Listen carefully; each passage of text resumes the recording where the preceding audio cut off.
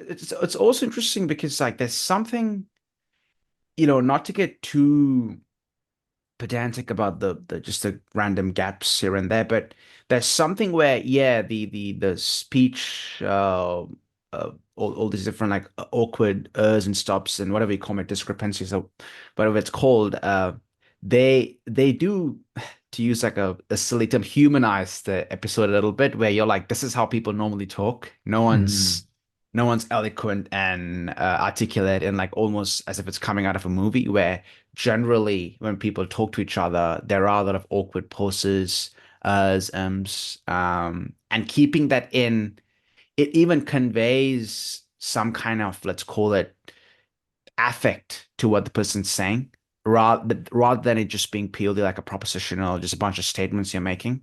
And I Sure. think that also helps in a conversation, Yeah, yeah, which yeah. is why a podcast is different to like an audiobook. Uh, an audiobook is Very very, different. very clean cut, whereas a podcast, it's not. It's different. Yeah, So yeah, yeah. It's not choreographed. It's not correct. following an existing text. Yeah.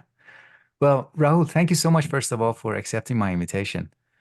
Uh, it's a pleasure to talk with you again, to meet over Zoom. And yeah, I want to ask you some questions and together reflect on some of the things that we have been doing in our, different ways. In some ways, there's a lot of similarities in what you're doing and what you're interested in, and what I'm doing, especially with my YouTube channel. So I intended, to the extent that we can, this conversation to be personal, to kind of be the backstage uh, of our official YouTube work. So you're just a little bit about you. We can like ease into a bit of introducing you to the audience on my channel. So you are a software engineer, is that right? That's Um, right. Yeah, yeah, that's my background. and but you have an intense interest in philosophy, in cognitive science, in especially continental philosophy and psychoanalysis. And Yes. I recall you actually touched on this in one of your videos, in a couple of your videos, that your audience, you feel like your audience is divided. You have a part of your audience is interested in cognitive science and, technology, AI, maybe even have sympathies more with analytic philosophy and philosophy of science. And then there's another part of your audience that is interested in psychoanalysis. And those two, like there's a conflict between those. That I found that really interesting. The other thing is that you have had great guests, like Simon Critchley. I listened carefully to that interview, and I really enjoyed it. I urge everybody to go check that out. Simon Critchley is an important, in my experience, in my own reading life, I found him to be very interesting and an important writer. Paul Taggart, also, I have fond memories of reading some of his works during grad school. Leon Brenner, Peter Rollins, but also more like newer thinkers, Anna Riedel. I don't know if I'm I read. Yeah, yeah. Anna Riedel, Sorry, scientist. Yeah. influenced. I think she's been influenced a lot by John Vervaeke, Mel Andrews, and a lot. So, um, hoping to get some of your reflections on these. So let's maybe I want to ask you if you could tell me about your motivation on starting a podcast and conducting these interviews. Oh, cheers, man. Thanks for having me. I have to admit, this is a bit traumatic for me, being on the other side of the podcast. Generally, I'm the person asking questions, and one thing I generally dislike, let's say, is to kind of delve deep into my bio, what my life is all Oh about, yeah, sure. Yeah, yeah, because I'm yeah. thinking, it's a very almost like a traumatic question when you ask, like, okay, tell me about yourself, right? It's like, oh, what do I say? I don't know. Right, right. But no, yeah, as I told you before, yeah, backgrounds in software engineering. Although I'm hoping, well, I'm not hoping, will be starting masters by research early next year. Nice. But and yeah, so I'm looking forward to that. And eventually, if things do work out, I would like to go into academia. I think that's where at least at the moment, I feel like where I'm driven towards, or drawn towards. Mhm. But in regard to starting the podcast, I don't know. I didn't really, I don't even think of what I do as podcasting because I put it this way, right? I mean, this is a bit before my time, but I think in the early 2000s, because I'm a Gen Z, so I was like a baby during that time. There was like everyone had a blog, right? People are all bloggers. People all had their ideas. I find podcasting to be a similar thing where initially the medium was okay, you need like a proper studio, you need to it should be in person, you've got to have good audio equipment, and it's a bit kind of the, let's call it the, I don't know, the Joe Rogan model, the bit well produced. But then during COVID there was a bit of a shift where people became comfortable doing these things online via Zoom call, and that really opened up the space to people like, well, like us really, who were just interested in having conversations and wanted to find like-minded people, to use a overused term. Um, and I put it this way: I would do what I'm doing with the podcast. I would do it regardless of if it's a podcast or not. In the sense that the podcast for me is really a byproduct. It's secondary to what I'm really interested, or true, I'd say genuinely interested in. It's to talk to people like you. It's the conversation. I mean, a plus side is, yeah, I can record it and then sort of build an audience around it, which is fantastic.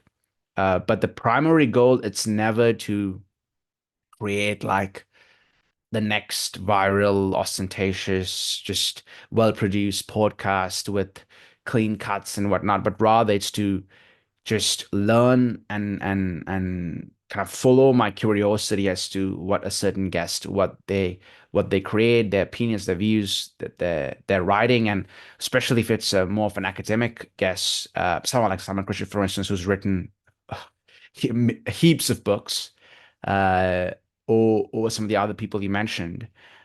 It's to try and really work through their writing as in a very focused way where I give them the time and respect that their work deserves. So, and what I find is, I was even telling my partner about this.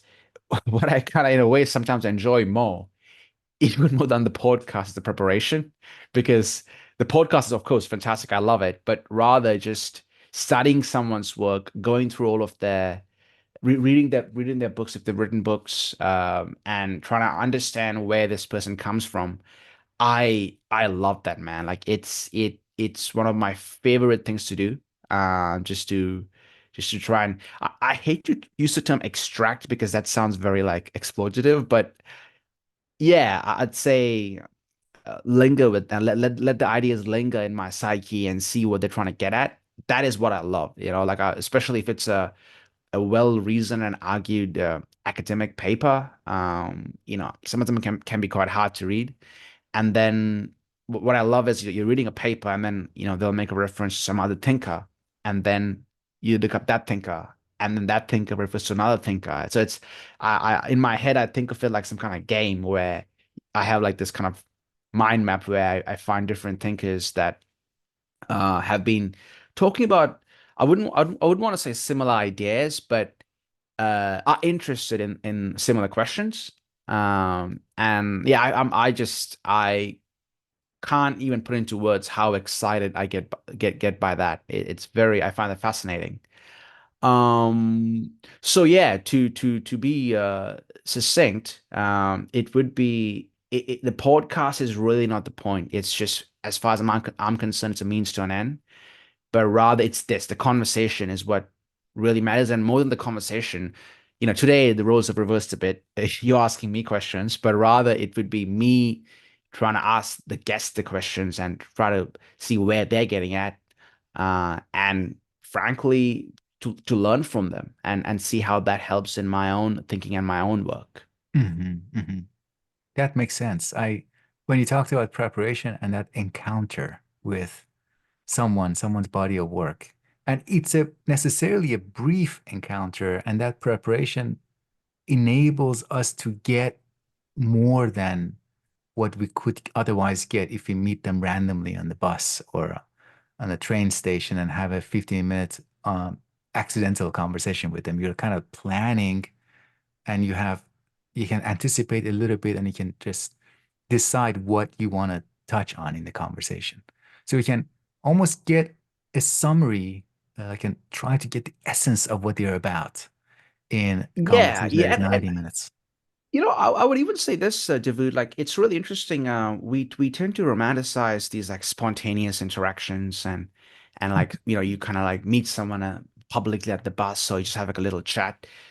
Those are fine, but and this is gonna sound terribly arrogant what I'm gonna say. I find majority of people terribly boring. I like I know that's gonna sound terribly arrogant, but I don't know. It's just like you'd have a conversation. I'm like, yeah, whatever. Like the I spontaneity isn't something I live for too much. What I love is perhaps this is just my let's call it, I don't know, predisposition or my inclination towards a certain way of thinking. It's slowness, preparation.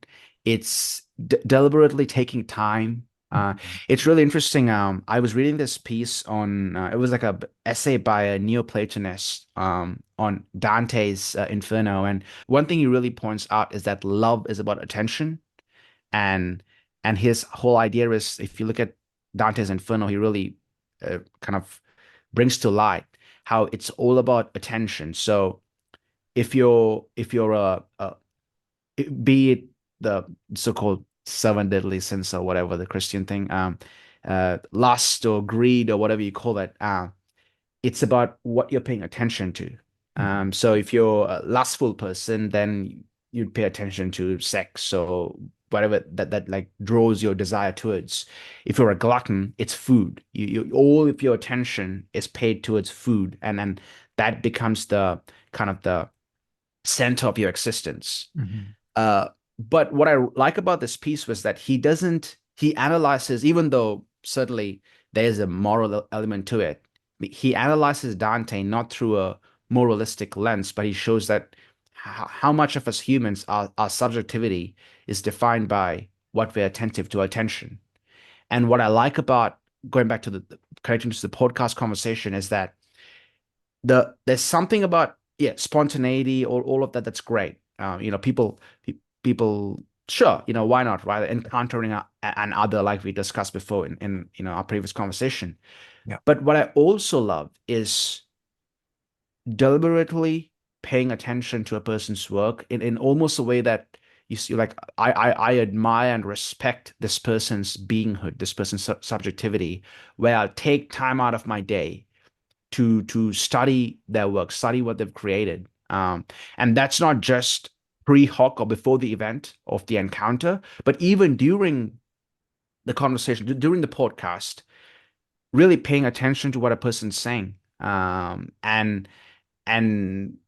that is, kind of in the immediacy of our neoliberal society and of capitalism, paying attention is something that we really are bad at doing. And this is exactly why I love the podcasting medium, because it allows you to be deliberate, to be intentional, to pay attention to the person and to respect that person as someone who has something to say, not only during the conversation, but in my case, or perhaps if I may, our case, even before the conversation, where yeah we really look for what this person has to say, and not just treat it as just another interaction, the same way we would treat us interacting with the commodity.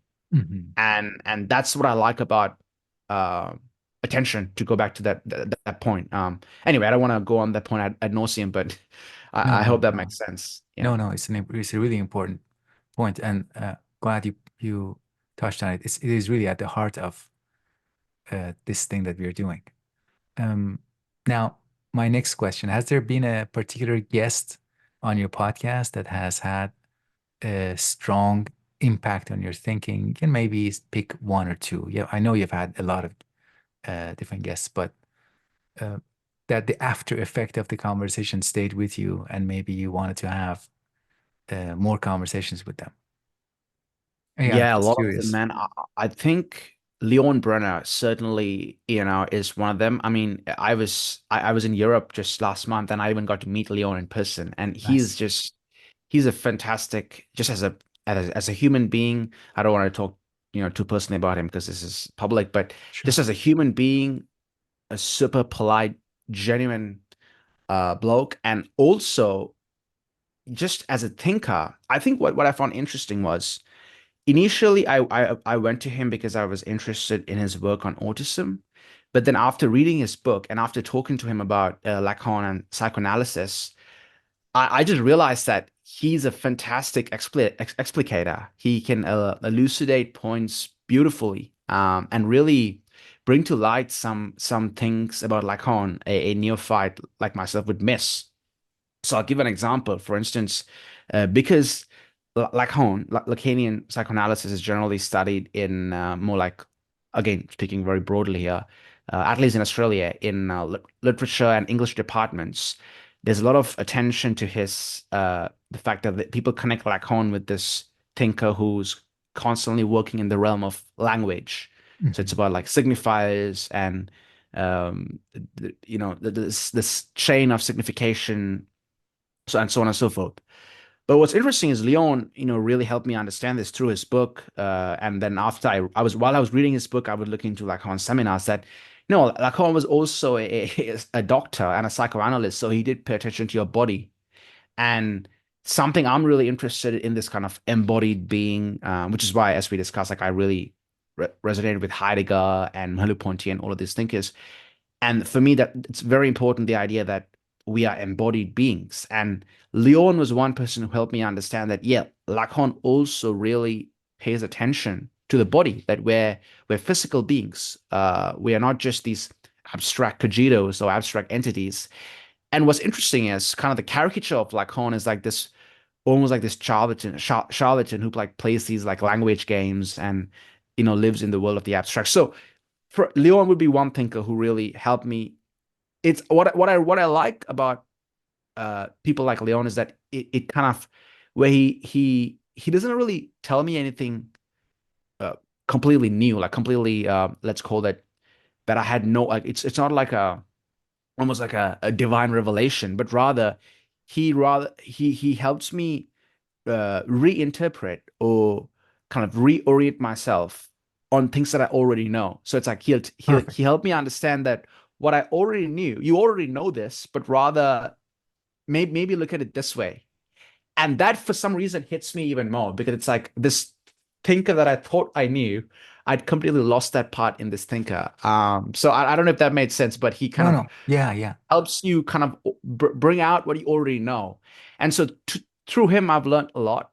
And oh man, there are heaps of people. I could even mention people like Peter Rollins, but the thing about Peter Rollins is like it's talking to him has been fantastic. But I have listened to so much of his stuff, and I've Mm. read so much of his stuff that it's as if even before our conversation, Peter Rollins already had a huge influence and impact on me. Um, Wow. probably Wow. probably kind of like what you had with Simon Critchley, because I've only read few of Simon Critchley's books, and it's only, in fact, now after the podcast, I've been getting more into his work, especially his book Infinitely Demanding, which is fantastic.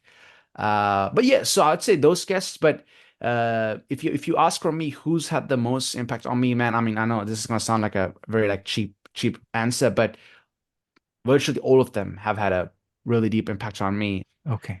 certainly including yourself, Davood. Oh, But even with you, what's interesting is even with you, it was kind of like with Peter Rollins, where I had been following your work for a long time. thank you. So in Thank many you. ways, the That's very nice. conversation's like the icing on the cake. The cake was Right. already being baked. But anyway, I'll stop embarrassing you. No, no, thank you. But Yeah, yeah. I actually so wanted to anyway, when I yeah. asked that question, I wanted to make it a rule that you're not allowed to mention me. Yeah, I did. Yeah. I circumvented It's my own fault. the It's loophole. my own Yeah. fault. Yeah. No, thank you. That's I relate to that.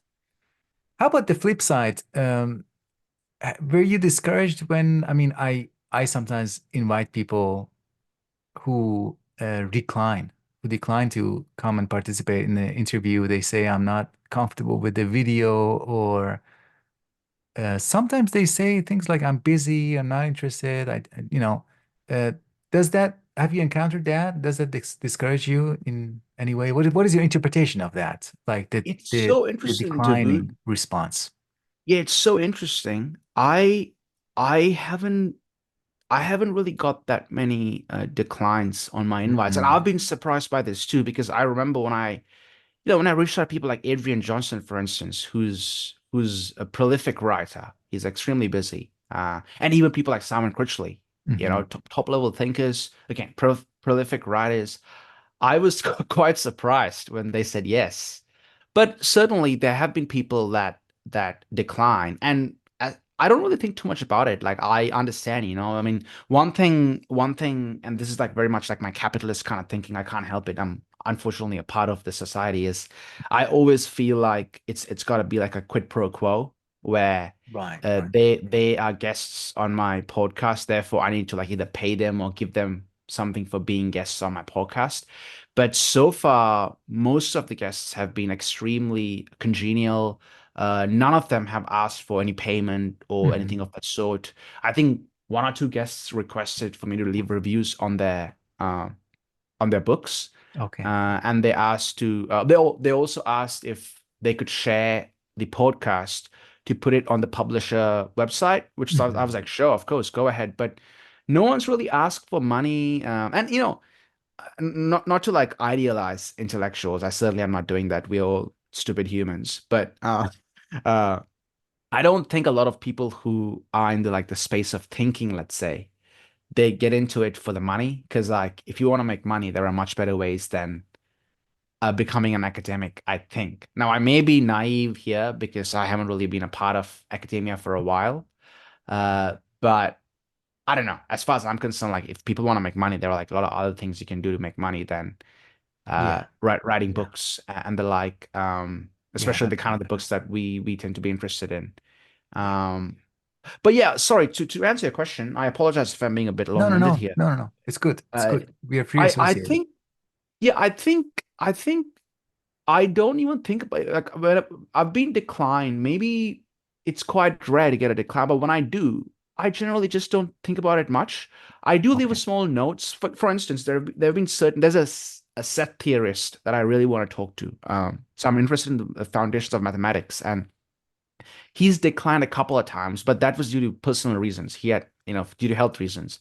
And people like that, I'm like, okay, is it okay if I reach out in 6 months or a year? And they're like, yeah, totally, that's fine. And then I'll take note. But if it's downright full on decline, then I'll just move on. I mean, I can't tell people how to live their life, right? But I sure. certainly don't take it personally or like think that it's a reflection on their character or the Okay, no. like. So you never got the response that, oh, I've especially from people who have never touched YouTube or this medium. Yeah, you haven't gotten the response that, oh, I'm not comfortable with video. I We, think I got it with two guests. okay, yeah, Their only concern was that they have never really done podcasts before. As in they'd never.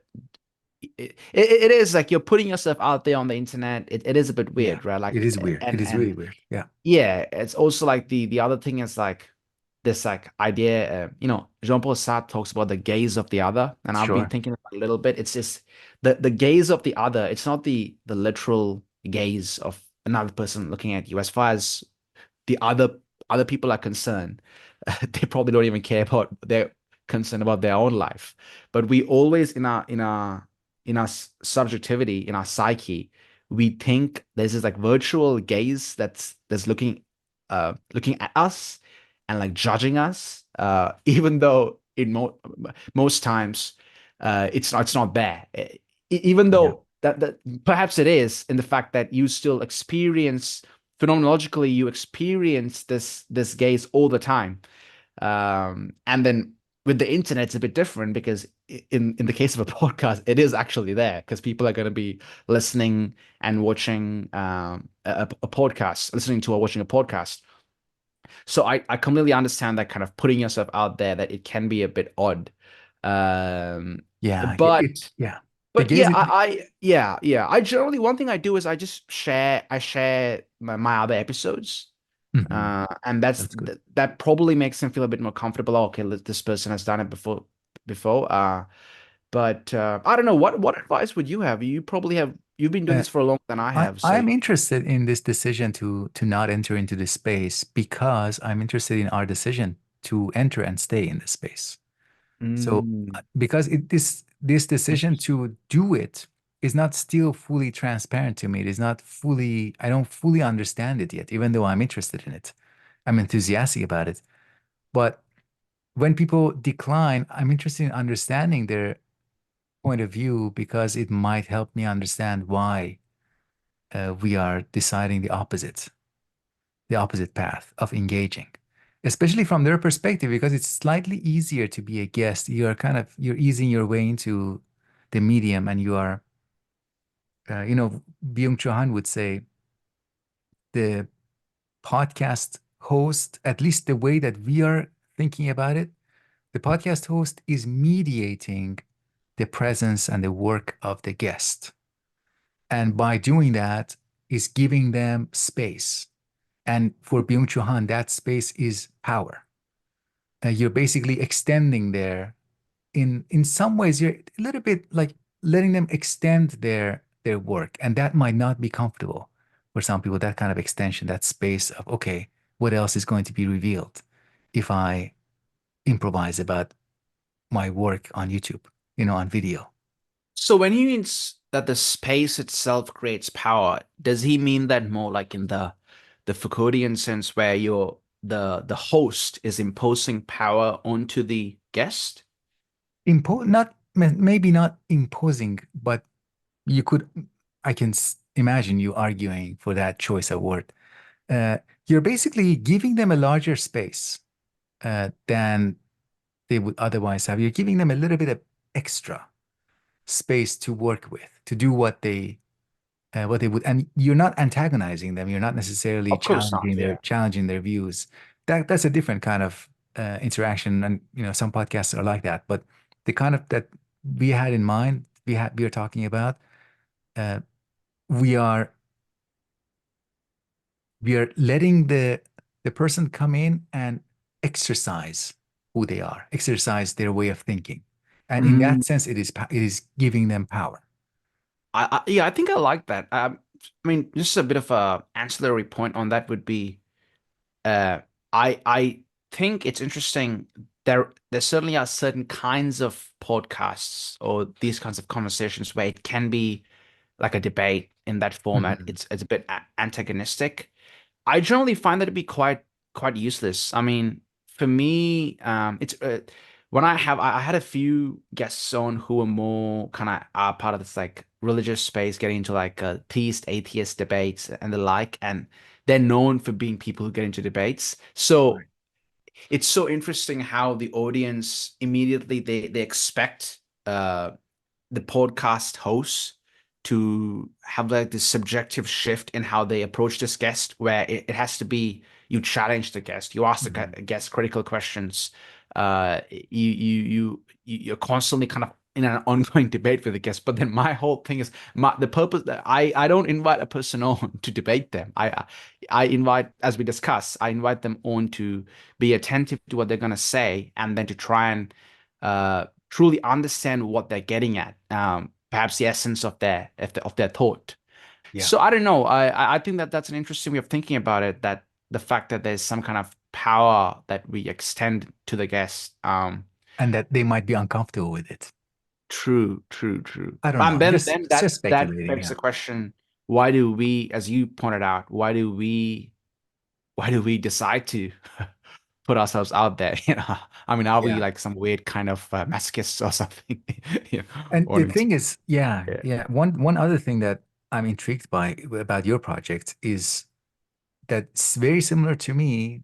I've had this whole, life, academic life in cognitive science. I did a PhD, published a bunch of papers, wrote a book, and when I came to YouTube, I left all of that behind. I mean, I don't do the John Vervaeke thing that he comes in and says, "Okay, hi everyone. This is what I've been doing in the past 20 years, or 30 years." I begin. I began with YouTube. I kind of, in a way, I started and I wanted that fresh start. I felt Mm, like I couldn't. I just my personality, and I felt that in your when I looked at your YouTube channel, your conversations, you have that beginner's mindset too. That you're beginning, that you're asking these questions. You're going to that maybe we are going to that Socratic moment of okay, let's just pretend that we don't know anything. Let's just pretend that the person we are talking with knows everything that we might want to know. Let's ask them questions. I'm not saying that we are like Socrates and we want to probe and show how unwise the other person is, but uh, mm. I'm interested in that beginner's mindset. That when we come here, we are not coming here to broadcast and market the thing that we have already done. We are kind of forgetting about that. You're forgetting about software engineering, the achievements of your life. And Yeah, I I'm mean, also interested in that active forgetting. yeah, that's very interesting. I mean, for me, David, that wasn't that hard because in fact, I haven't really achieved much in life. I'm just a random guy on the internet, really. Like, you get what I mean? Like, because Yeah, it I might want to, seem I that want to way put to it. you, but I've seen people on I've seen people on social media, regardless of what they have done, they build it up and amplify it and leverage it. You know, you gotta Yeah, I yeah, mean, and it's yeah. rare that somebody doesn't do that. Oh, cheers, man. I mean, look, I'd say this, right? I certainly don't want to, this is not false modesty, but I think vanity, it's a part of all of us. We are all vain in some way. I mean, we all have some level of vanity. I mean, I'm not gonna pretend that, I come from this like complete humble, almost self-effacing place. As we were discussing, sometimes I do edit out certain parts of the podcast, and it's more because I'm self-conscious because I'd say something stupid or I'd ask like a stupid question. So I'm not gonna pretend that, like I'm like this egoless being that I don't care about what people think. Of course, we care about what other people think. Yeah, Like that's right. I think the Exactly. dumbest thing in the world is to say that, I don't care about what others think. As Yeah. You're of course we do. challenging. Yeah, yeah, I accept. Yeah, I yeah, yeah. think Oh wait, I think you're right. I think maybe yeah. But what I maybe was gonna say was, even at like a very, I've got 2 points to make on this. It's a really interesting topic, especially given how can I put this? So I don't know if you recall, in Byung-Chul Han's Transparent Society, he talks about the panopticon, Jeremy Bentham's panopticon. So this is like, Foucault writes about, there's a, if I could explain it, there's a guard house and there's a light tower, or like a guard tower in the middle, Mhm. and in a prison or any kind of institution. And so the gaze of the guard, the prisoners can't see what's in the tower, but the person in the tower has a view of the whole prison. So it's designed in such a way. So, but the way it gets you into power is that there's a one point of power, a locus of power, let's say, that imposes that power on the whole prison, on all of the prisoners. But the trick is they don't know at what time this person is looking onto them. Therefore, they have to kind of assume that they're always looking onto them because they can't see who's in the tower. Mhm. And then he goes one step further, Byung-Chul Han, and then he points out that, well, in some sense, in our society, the panopticon model is decentralized. It's decentered, where everyone is both the guard and the prisoner. We are both being watched on, and we are doing the watching. One thing I realized, with that is, because in some sense, and this probably is why we're becoming more of a narcissistic society. Everyone is like, everyone's a TV host. Everyone's I don't know. Everyone has like this sense of like social influence or like social salience, that generally in historical or traditionally, it would be some bloke on the TV or some person on the news, where you would give the social signifier, they'll have that sense of importance. But now we everyone kind of has their own sense of importance. So and and as a result of that, we make this mistake into thinking that uh, we we are more than what we are. Like that we our life has this more of a some kind of I'm trying to find the words here, so bear with me, please, David. I'm thinking live here, or I'm thinking with you here, that we have this idea that we are the center of the show. We are the main character of the story. Right. Whereas in reality, well, yeah, we probably are the main character of our story, but generally speaking, as I kind of discussed before, like we all just move on, life goes on, right? People live their lives, people are mostly preoccupied with themselves, but we're given this we're sort of given this idea, we're given this narrative that everyone's story matters, your story matters, and therefore we need to like exhibit the society. So this is where, going back to Byung-Chul exhibition society, we need to exhibit our lives. Our lives have to be an exhibition for everyone to enjoy and view and see. Uh, but then, and then as a result of that, we can have this like almost like false consciousness about who we are as people. So, and I think that's what it leads to, where everyone has this like sense of self-importance, where they think, my achievements matter a lot. Mm. Whereas I like the kind of the way that you approach it, where you said that you start from a place of nothing, and then you constantly start from almost like an alienated place, where you never truly say, I am this thing, or I bring this symbolic baggage to this medium of podcasting or YouTube. Yeah. However, Yeah. that being said, though, then here's where I think things get interesting. Lacan said that the fool who thinks he's the king, but it's also the king who thinks he's the king. So this idea that even the person who is fully even the big other, even the master signifier himself is castrated. It's not at one with himself. And so even in let's call it, in more traditional society, before pre-social media, pre this kind of society of exhibition, the person we saw on the news, be the president or the important figure, the bloke with the jacket and the tie who we thought was the important person, that person himself was not really himself. That person himself was castrated, was a self-divided subject. Mhm. So there's and then so this is I'm sorry, I'm going all over the place here, but this is ultimately Hegel's point, that absolute knowing is that you see that every moment, every phenomenological moment, every social structure itself is inherently flawed, contradictory, self-divided. It's lacking, and one has to come to this place where one realizes that no one's truly, symbolically speaking, no one's truly who they say they are. No one's truly fully complete in their symbolic role. Everyone has like this element of lack in them. And perhaps once we come to that realization, and it's probably not something you come at in like a almost like a Buddhist enlightened sense. It's probably something you realize all the time as you live your life. Like as in you realize that no one truly has the answers. No one truly knows. Uh, no one truly achieves this place of absolute knowing. It's quite freeing. Then you don't feel like you need to play this game of constantly questioning, am I am I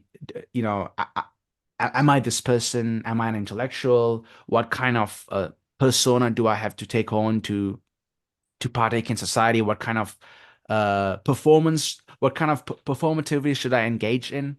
There's almost like a sense of freeing, where when you realize that everyone's lacking. Everything, there's like an ontological lack to existence. And I don't know. I don't know if any of that made sense, but that's where I think there's virtue, or there's some benefit in starting from a place of unknowing, because it's not because you're the only person that doesn't know and then the other person knows everything, but even that person themselves are also in some sense, they also don't know. Mhm. Yeah, yeah. And I don't think, yeah, as I was listening to you, I'm beginning to realize you can never really be free from it by claiming that you don't know, that you're beginning fresh, that you're out of the structure, you're playing the fool. Because then you might be denying something, and you might be claiming on an even larger kind of infinity. Um, and saying that, you know what, I don't know anything, but I'm gonna understand everything. I'm going to have all kinds of podcast guests, and yeah. So I think the root of the problem that you're describing is really just the denial of the unconscious. Mm. Gets us into trouble. To deny that we have no unconscious, that everything is like we can just say it or be aware of it. Um, yeah. Anyways, this what you said makes me even more motivated to ask you my next question, which is about your interest in cognitive science and philosophy. Like you're starting next year a master's program. Yeah, So yeah. tell me about, to the extent that you would be willing to share, tell us about your the motivation behind it. For sure, man. Yeah. And also like on the previous point, I don't know if I articulated myself properly there, but I think you're sort of getting at that idea of it is kind of a denial of the unconscious, or in another way I'd put it is kind of think denying that the reason that denying that we do things not only for the reasons that we think we're doing them. There are other reasons also as to why we do them, and sometimes we might not be aware of those reasons. Yeah. Um, but to get back, and this connects to your question on cognitive science and kind of philosophy. Yeah, I think one reason is, David, I as much as I love these kind of like speculative conversations and theorizing, I still very much, this is probably a crude way to answer this. I still think what's real is, what you can touch and feel, the physical stuff. I'm a very, in that sense, I'm a very positivistic thinker.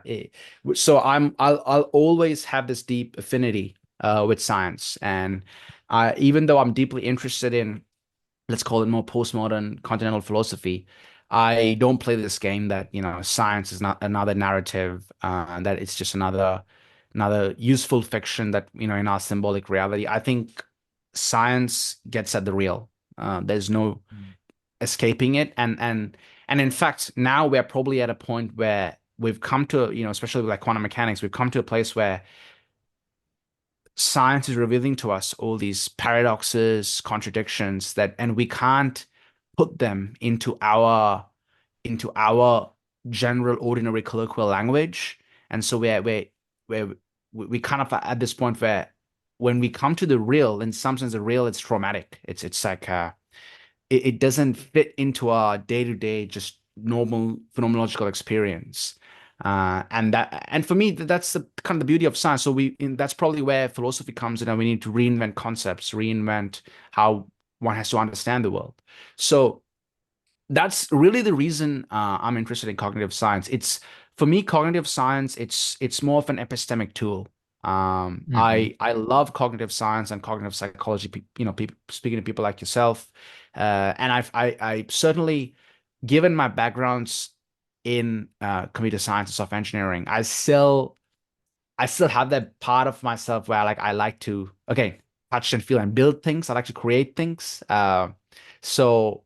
Uh, I'm interested in the intersections between cog sci and AI, and certainly computer science, and then more of the questions that come from that realm, like uh, you know, uh, Gödel's and completeness theorems, be Mm. it Tarski, these logicians, or like Alonzo Church, kind of the logicians who gave way to the computer science revolution, really.